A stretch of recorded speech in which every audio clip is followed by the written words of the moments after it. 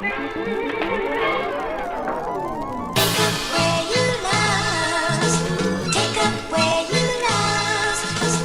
everyone, you're now tuned into another segment of Baltimore Up Now, and today I'm honored to be talking to King Barzz. How you doing today? I'm good. How you feeling? I'm glad to be out here. I appreciate you having me out. Good, I'm glad you're here. So you're born and raised in Baltimore? Yeah, definitely. I'm born and raised Baltimore. I moved around a little bit all over. I lived in parts of South Baltimore, East Baltimore, over West. So I bounced around a little bit, you know. Okay, but what part would you consider where you were raised?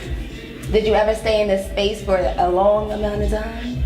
I would say where I definitely came into myself. Right. You know, when you come into yourself through them awkward middle school, going into teenage years and Right. all of that, was definitely East Side when I was at Dunbar High School. Okay. So yeah, East Side, definitely Northeast. So how was your experience growing up? My experience growing up, it wasn't too much different than many people from Baltimore, you know. I did have both parents in the home. That's I wasn't a blessing. single parent. The dynamic of that relationship was kind of weird. My Right. father was a real quiet guy. I come from a family that comes from Baltimore, comes from the streets, you know. Okay. So it's certain codes and things like that that I was brought up under and stuff like that, but I never really took to that type of stuff, you know. I was always real Different. Yeah, I kind of went a different direction with it. I was always real big on my words ever since I was young. I just like to talk, whatever. Okay. You know, so. How many siblings do you have? Are you the only child? Nah, I got I got two siblings. I got an older brother, older sister. I'm the youngest. Okay. I mean, extended family, I got a lot of siblings, you know. Two of my brothers out here with me right now. Okay. But yeah, I keep my circle kind of small. To me, family is something that's important, but it's something that's more than blood. Right. You know. It's a bond. Right. Okay. So did you go to college? I did. I actually went to Morgan. I graduated from Morgan not too long ago, May 2014. Actually, Morgan is where a lot of the motivation for a lot of my tracks come from, you know. Okay. A big part of what I was going through, where I was at Morgan at the time, you know. That was a lot of the motivation, some of the inspiring factors behind a lot of stuff that I did. Okay. And it was a time where I learned a lot about myself, a time where I got engulfed in more culture. Okay. Got to know myself a little bit more. So.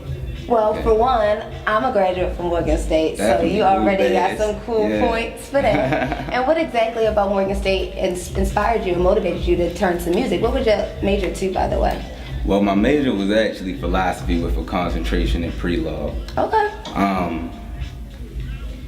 I always liked music, you know. Ever since I was a kid, I would freestyle to myself, you know. Okay. I would write to myself all types of stuff. I'd be on the chat line with my cousin, you know, trying to freestyle against people. Yeah, definitely, Okay. you know. So it was something I always did. I started to hone it more as I went through high school and stuff Okay. like that.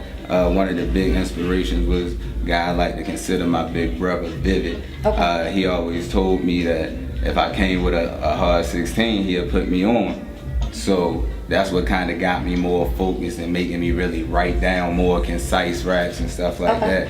But at Morgan, that's where I really started doing more shows. So that's where I feel like I got more experience and I got more active once I was in college, once I was at Morgan. One of the first shows I did was at a Q event that one of my homeboys had that he invited me out to, one of the dudes I grew up with. So yeah, definitely. So was it a lot of, I feel like college too is a good experience and a good way for you to network. So were you able to share your music with people? Is that when you did your first project perhaps? Yeah, my first project I dropped, my first official mixtape was I want to say my senior year in college. I dropped The Awakening. That was my first official project, my solo project. I originally started in a group, but my solo project, The Awakening, that was 2014. And then just recently, this past summer, August and September, actually July and August. Okay. I just dropped 2 mixtapes back to July back. and August. Right. Oh, so right. you think you Drake? Something like okay. that, you know. Okay. The Royal Treatment, I dropped that mid-July. Something.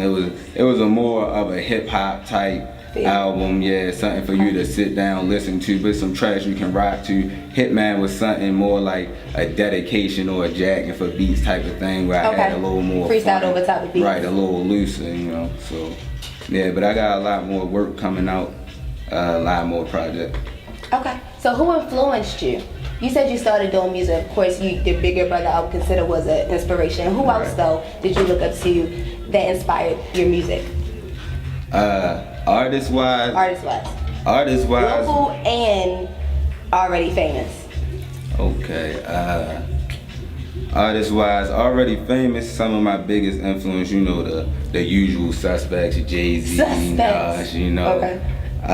DMX to me was a big influence. Any of my boys will tell you I ride around listening to old X all the time. Okay. Lil Wayne was my favorite rapper for a long time. His new flow you can't really get with. I mean, he cool, but he changed.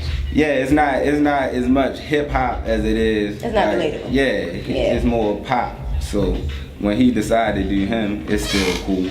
Okay. Locally, I wouldn't say anybody inspires me, so to speak, but I just respect what everybody is doing. Okay. So things like, for example, people that I'm trying to do different things with, like my man Mook from 410 Reality, I want to shout them out. You know, they do a lot of things in the city. My man Roddy Rose, BHS, they do a lot of things. Yeah, so, shout out to them. We working on, we in the talks, you know, trying to get some things together. But I respect everybody in Baltimore doing that thing. To me, this whole Baltimore Up Now movement is a good thing, you know. So we can get past that crabs in a barrel type of mentality. You know, one of us get on is opening doors for everybody. So that's the type of thing we want to see. So, I mean, we all in our own lanes. We all got our own lanes. Whatever you comfortable with, whatever you rock with. But as long as everybody doing them and getting exposure for the city, it's always a good thing. Most definitely. So, do you have any, have you had any controversy while you being an artist in Baltimore? Because it is a lot of artists here. I don't think so. I don't think I've had any controversy. I don't really go out too much. Like I'm starting to network a lot more, but I don't go out and get in the mix a whole lot to be in a whole lot of controversy. I try to stay kind of even keel. And I also, I mean, I got my own lane. I don't feel like it's too many people, especially from Baltimore, that's in my lane for me to really have any controversy. Okay, you tell no people. Yeah, pretty much. You know, I'm focused. It's no real time for nonsense or nothing like that. We're above all of that. I agree. So by you being from Baltimore, how do you feel about the Freddie Gray situation that definitely happened here? What's your intake and your input on that? I think it was a tragedy, you know. When it happened, I was one of the people out there after the riots. At some of the protests, I was out there cleaning up some of the streets, talking to some of the people out there, you know, just getting a pulse of the city. I think it's definitely a tragedy anytime anybody dies, but especially when a young black man dies in a situation where there's no due process, you know, when you feel like you got a lack of justice, things like that, that's gonna make people uneasy. So you don't always approve of the way people express themselves, but it is an expression, and that expression is a reaction from subsequent events. So, you know, but yeah, it's what's your intake on the police? No one can say that all police are bad. You know, everybody's an individual. For us to say all police are bad is the same thing for them to say all of us are bad. So I don't really try to take that viewpoint, but there are stereotypes out there, there are obstacles, adversities. I just feel like everybody gotta try to be the best person they can be and just go from there. Most definitely. I definitely do agree. Like you said, everyone is not the same. So speaking of being different, what makes you different as an artist compared to everyone else who's in the game? In Baltimore, I feel like lyric-wise, And content wise, you know, I don't feel like there's anybody really like me. So that's something that's different. I don't feel like I really approach the same subject matter, and things that I touch on, I find a lot of different creative ways to do it. Like I said, I've always been in love with words and using my words, so I put a lot of thought into the songs that I make and the way I string my words together, specific words. So I feel like that's something that I kind of do differently than most. Now you're gonna have to do your freestyle. You could do either freestyle or you could do something you already have, and you're gonna have to look. Flying around in this foreign whip like I'm Clark Kent. On this kryptonite, got me feeling right, got me turned up. I don't need a mic, I don't need to write. And my Adidas like, I just run the track MCing like, yeah, I know you see the light, get it like. These are type of bars that could end your life. Get it right, I give it to them raw. You still giving pipe? Fuck a pipe dream, bars give them life. But a life behind bars ain't gonna get them right. But you can always find a bar, just look left or right. Liquor signs lighting up the sky like a guy in light. Look out front, see them dark spirits hanging out at night. Damn, I'm thinking it's this life. He thinking pistol ain't gonna let a knife end his life. But you don't understand the plight of the ghetto. The puppet you pedal, the cage bird singing falsetto. It's all just a setup, you need a space shuttle. They give you a shovel, dig for the devil. They tell you it's treasure, indulge in the pleasure. It only gets better, pussy gets wetter. Seems cats love the bad weather. Ha, you try to play me crazy, baby, I spit out the 80s. Whack rappers start to spit bars and I get ADHD. I guess that's why they hate me. B-more is the place that shaped me, where the chances looking real slim for niggas acting shady. You could get blown like a big L, I spit well.